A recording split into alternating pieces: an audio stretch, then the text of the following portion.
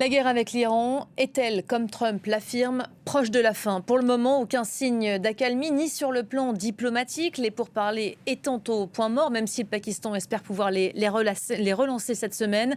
Aucun signe non plus d'apaisement sur le terrain. Dans le détroit d'Ormuz notamment, depuis lundi, les Américains ont imposé un blocus dans le blocus, faisant peser de gros risques sur l'économie mondiale.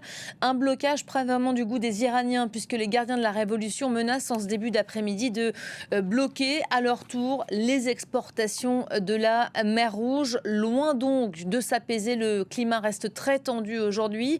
Quelle chance dans ce contexte de voir les pourparlers de paix, si ce n'est aboutir, au moins reprendre à Islamabad cette semaine. Toutes ces questions qu'on va poser aujourd'hui à Augustin Grand-Georges. Bonjour et merci d'être avec nous. Vous êtes responsable des initiatives développement au Forum de paix, au Forum de Paris sur la paix, ancien élève par ailleurs des écoles normales supérieures de Lyon et de Paris, consultant en prospective à l'Agence française de développement. Avant d'aller retrouver Siavosh qui est à Téhéran et qui nous attend, qui réagira à la dernière menace formulée par les gardiens de la Révolution, je voudrais votre avis à vous. Je viens de résumer l'état de la situation en cette journée et à cette heure précise. Donald Trump vient de se réveiller. On sait que tout peut aller très vite au vu des différents protagonistes qui sévissent, qui agissent dans ce dossier.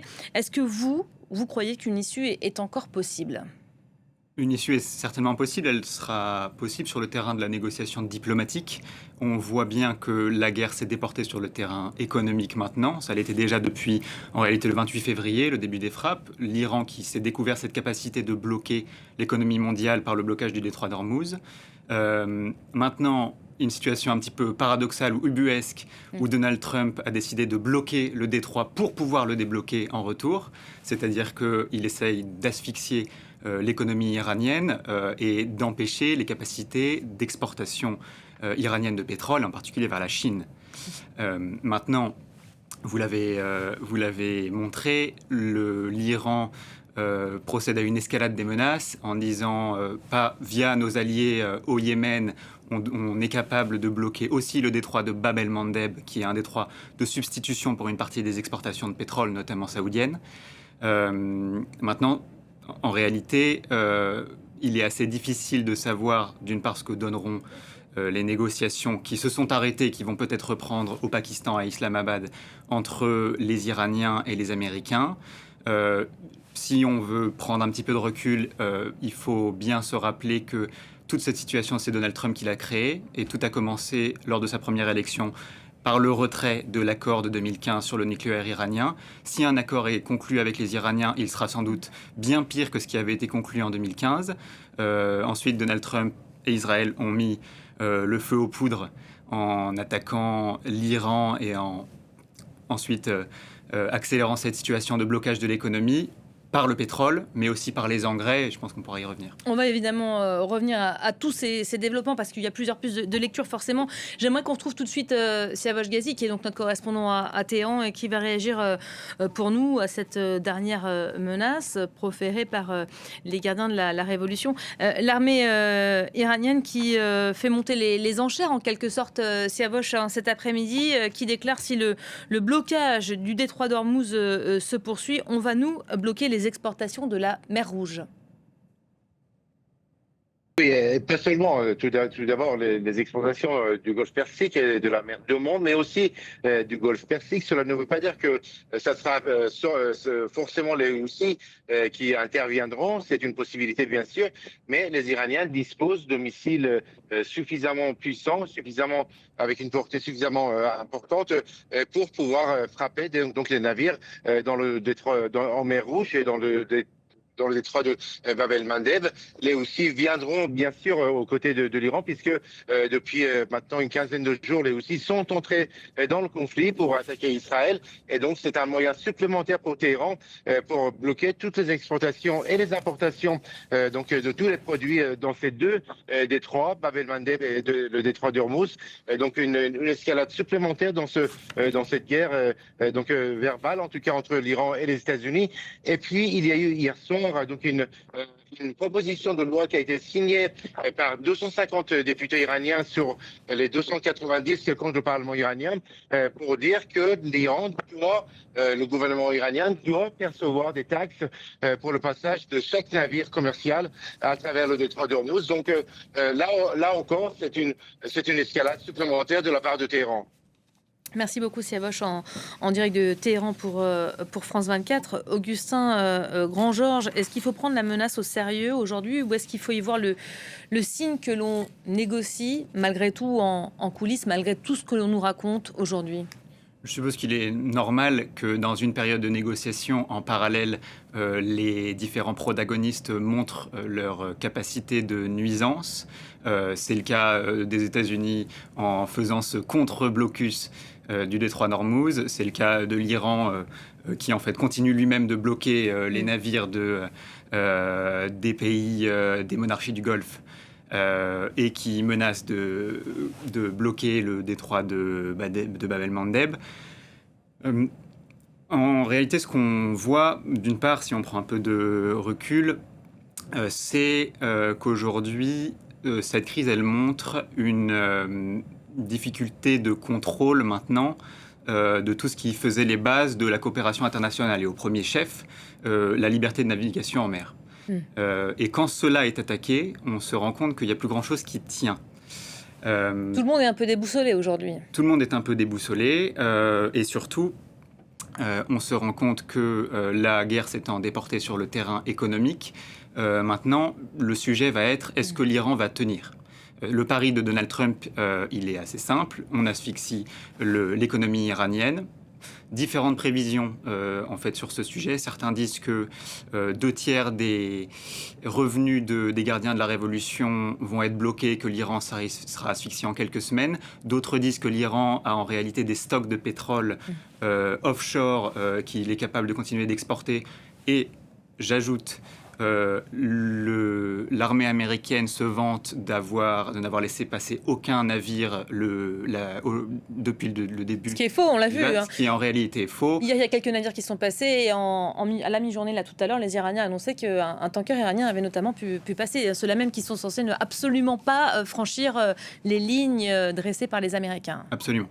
Et ils arrivent même, apparemment, à mettre le pavillon...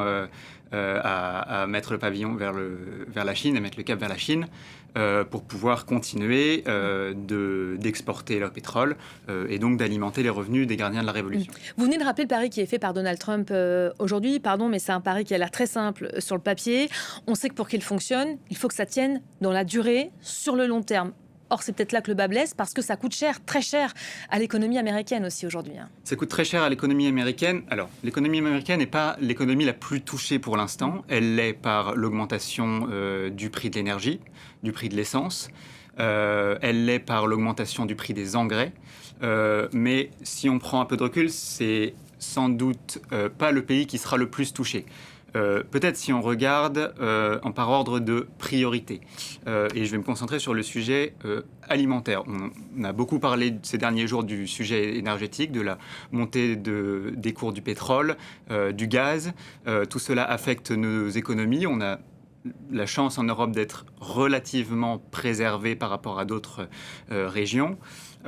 Si on regarde la question alimentaire qui a été insuffisamment traitée et qui, plus les jours avancent, plus elle doit être regardée de près. Vous avez d'abord les pays du Golfe qui vont être assez rapidement en situation d'insécurité alimentaire critique. Parce que ce sont des pays qui, certes, exportent beaucoup d'engrais, mais en fait produisent très peu sur leur propre sol. Donc elles ont des réserves alimentaires, mais assez vite elles vont être asphyxiées. Ce sont des alliés de Donald Trump et il n'est pas impossible que la pression devienne intenable. Ensuite, vous avez des pays qui ont besoin urgemment d'engrais. Et je pense au premier chef, aux pays africains et aux pays sud-asiatiques. C'est maintenant et en juin-juillet que les grands semis de céréales en particulier ont lieu ou vont avoir lieu. Au Kenya, en Somalie, en Éthiopie, en Tanzanie, en Afrique de l'Ouest, mais aussi en Asie du Sud-Est, au Bangladesh, en Inde. Tous ces pays ont besoin d'engrais et on a même une estimation assez précise de la fenêtre à laquelle se referme la capacité d'achat d'engrais, c'est-à-dire que si les engrais ne sont pas achetés et mis sur des bateaux le 15 mai, c'est-à-dire dans un mois, on a un risque de famine alimentaire dans 6 à 9 mois. Ce qui est très paradoxal dans cette crise alimentaire qui vient, c'est qu'on ne voit pas pour l'instant les prix alimentaires augmenter, relativement peu, y compris en Europe, mais en réalité, toutes les décisions qui sont prises aujourd'hui ont des répercussions énormes dans 6 à 9 mois, et en particulier pour les pays qui étaient déjà les plus vulnérables. En Europe, on est relativement protégé pour l'instant, mais la situation pourrait être amenée à se dégrader. Voilà, beaucoup d'inquiétudes exprimées notamment face au risque de crise alimentaire sur le continent africain. Vous le disiez, j'aimerais qu'on écoute Bastien Renouille, qui est notre correspondant à Nairobi et qui évoque justement pour nous le sujet. Quel impact la guerre en Iran a-t-elle aujourd'hui sur l'Afrique de l'Est? Écoutez. La principale inquiétude en Afrique de l'Est, c'est l'insécurité alimentaire. Certains pays, comme le Soudan, commandent près de 50% de leurs engrais dans les pays du Golfe. Pour d'autres pays, comme le Kenya, la Somalie ou encore la Tanzanie, c'est plus de 30%. Or, la guerre a éclaté au moment où les entreprises commandent généralement leurs engrais pour une livraison fin avril, début mai, qui permettent ensuite de lancer la saison des semis fin mai, début juin. Si cette saison démarre sans engrais, eh bien les rendements seront bien inférieurs et cela met en danger la région. Et les engrais ne sont pas les seuls produits concernés. Le pays d'Afrique de l'Est exporte de nombreux produits et en importe également beaucoup, de la nourriture ou encore du pétrole. Et en termes de pétrole, eh bien, comme le reste du monde, l'Afrique de l'Est est extrêmement impactée. Les États réfléchissent à des solutions. Par exemple, ici au Kenya, certains parlent de développer les biocarburants. Et pour cela, eh bien, il faudrait les puiser dans les récoltes. Cela aussi, ça aurait un impact sur la sécurité alimentaire de la région. Et enfin, un autre impact, qui celui-ci est plus facilement mesurable, c'est celui de l'arrêt de l'envoi d'argent depuis les pays du Golfe par la diaspora des pays d'Afrique de l'Est. La Banque mondiale s'est notamment intéressée au Kenya. Lors du premier mois du conflit, 40 millions de dollars qui sont habituellement envoyés depuis les pays du Golfe vers le Kenya, eh bien, sont restés dans les pays du Golfe. Alors le Kenya a une économie relativement stable, cela ne devrait pas poser beaucoup de problèmes. Mais en revanche, pour des pays plus petits avec une économie plus instable, les conséquences pourraient être dévastatrices. Voilà, Bastien qui redit finalement ce que vous nous expliquez ici. Il y a quand même urgence à ce qu'on sorte de cette crise, en tout cas pour ces pays qui sont fortement dépendants de ces engrais, parce que vous nous rappeliez la date, ça va arriver très très vite.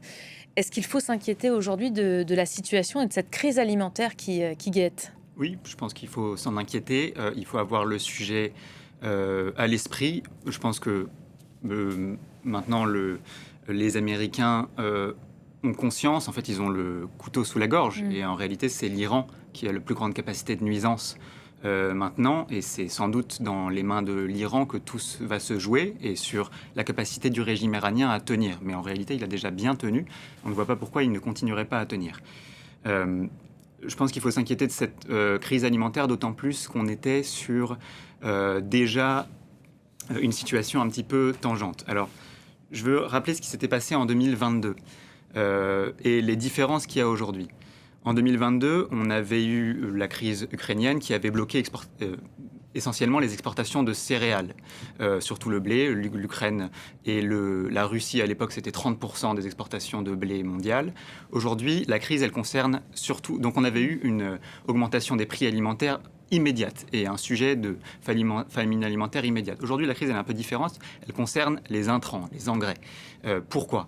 Parce que les grands producteurs d'engrais ont besoin de gaz pour faire de l'urée et donc des engrais azotés et de soufre pour faire qui vient du pétrole, pour faire des engrais phosphatés. Il y a une association du manque, là, c'est ça que vous êtes en train de dire. Les engrais et l'énergie qui viennent à manquer. Absolument. Et donc, à partir du moment où on a ces deux choses-là, l'urée et le soufre, qui sont bloqués dans le détroit d'Ormuz, et ça s'ajoute au fait que les grands producteurs d'engrais, qui sont notamment la Chine, la Russie, l'Inde, en plus des États-Unis, du Maroc pour les engrais, phosphatées avaient déjà réduit énormément leur exportation d'engrais. La Chine a suspendu ses exportations depuis 2021. La Russie est sous sanctions. L'Inde réserve toutes ses exportations, a suspendu aussi ses exportations pour réserver ses productions d'engrais à sa consommation domestique. Et donc en fait, on a un prix des engrais qui monte, c'est-à-dire un prix des coûts de production pour les agriculteurs. Donc à la fin, c'est un prix qui augmente pour les consommateurs. On parle de cette crise alimentaire qui menace et commence déjà à être une réalité dans les faits. La crise énergétique, on en parle évidemment beaucoup ici en Europe. Les prix à la pompe, chacun n'est pas logé à la même enseigne. Les États ont adopté des mesures plus ou moins efficaces. D'ailleurs, selon si on habite en région parisienne ou en Espagne, par exemple, on ne paye pas le même prix du litre. Absolument. Alors, on a... Ce que je rappelais tout à l'heure, on est en Europe relativement protégé. Bien sûr, la crise est là, le prix de l'essence augmente. C'est l'Asie qui inquiète essentiellement aujourd'hui. C'est l'Asie et c'est l'Afrique. Mais d'autres pays, j'en ai pas parlé, mais le Brésil, par exemple, qui est vraiment le filet de sécurité alimentaire du monde, est touché. Les agriculteurs sont en train de perdre de l'argent et ça peut avoir des répercussions en cascade. Sur la question de l'énergie, on a la chance en Europe de ne pas trop dépendre des hydrocarbures du Golfe. On a le gaz norvégien, on a le gaz algérien, on avait le gaz russe, on ne l'a plus. Mais donc voilà, on commence à réduire le nombre de gens qui peuvent nous fournir. Mais on a aussi des capacités de production énergétique locales. On a augmenté nos capacités de production renouvelable. Et on a en France la chance d'avoir le nucléaire qui nous protège face à ces crises. En réalité... quand on est face aux crises, souvent, on ne peut pas beaucoup agir, notamment là où on n'est pas parmi les belligérants. Là, on a plusieurs leviers, vous nous dites aujourd'hui, pour essayer de pallier à cette crise. On les a activés en amont, en fait. On a quand même bien travaillé en amont depuis une dizaine d'années, voire plus dans le cas de la France, pour construire notre souveraineté, notre autonomie. Donc quand on parle d'autonomie stratégique, de tout ça, ce ne sont pas des mots vains. Aujourd'hui, on en voit l'intérêt.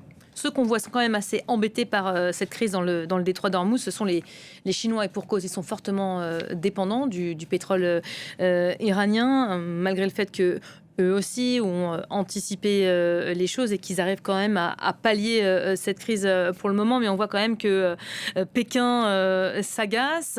Trump aurait parlé à Xi Jinping ces dernières heures par téléphone. Il lui aurait demandé de ne plus fournir des armes à l'Iran. Là, on est encore dans la pression et le moyen d'échange. Les Chinois qu'on voit se tourner encore plus, davantage vers la Russie. Ça, c'est l'autre conséquence de cette crise. On parlait des conséquences économiques, il y a des conséquences diplomatiques aussi. Absolument. Il n'est pas impossible, d'ailleurs, que dans le calcul américain d'affaiblissement de l'Iran, il y ait une visée d'affaiblir aussi les Chinois, qui se fournissent beaucoup en pétrole, comme on l'a beaucoup dit, en Iran.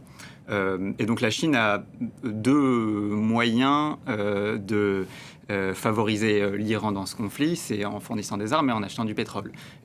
Mais en réalité, là, face aux mesures qui ont été prises par les Américains et face à la situation qui est en train d'empirer, il n'est pas impossible que, effectivement, les Chinois perdent patience. Donc on va voir comment est-ce qu'ils réagissent. Une partie de la solution est sans doute dans leurs mains. C'est quoi le risque si les Chinois perdent patience demain ? C'est assez difficile à prévoir, mais je pense que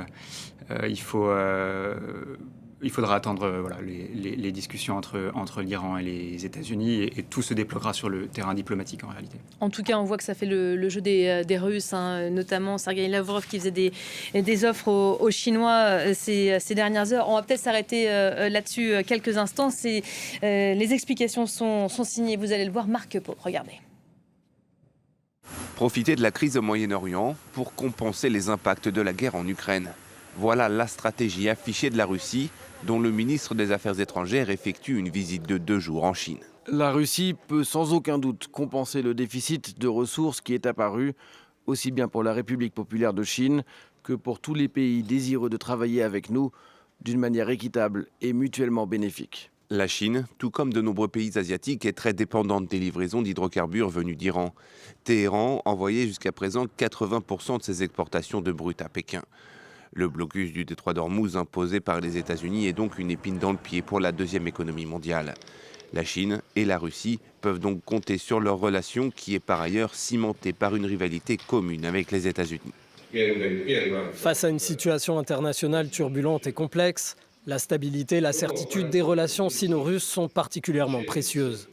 Les ministères des Affaires étrangères des deux pays doivent renforcer la communication stratégique et l'étroite coordination diplomatique et promouvoir un partenariat stratégique global sino-russe plus solide, plus affirmé et plus ambitieux.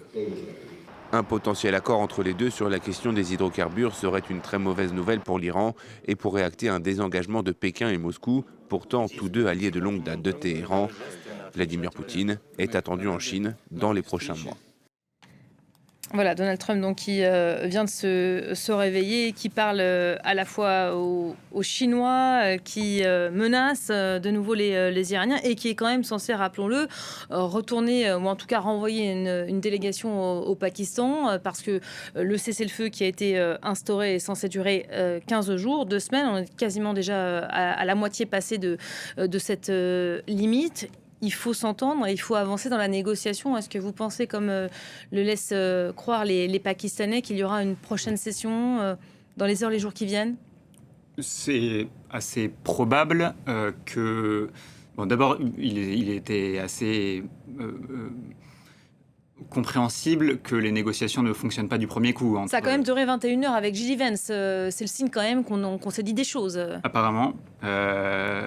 Mais je pense qu'il était normal aussi que les partis restent sur leur position. On a un régime radicalisé d'un côté et quelques individus radicalisés de l'autre, ce qui facilite certainement pas la résolution des discussions.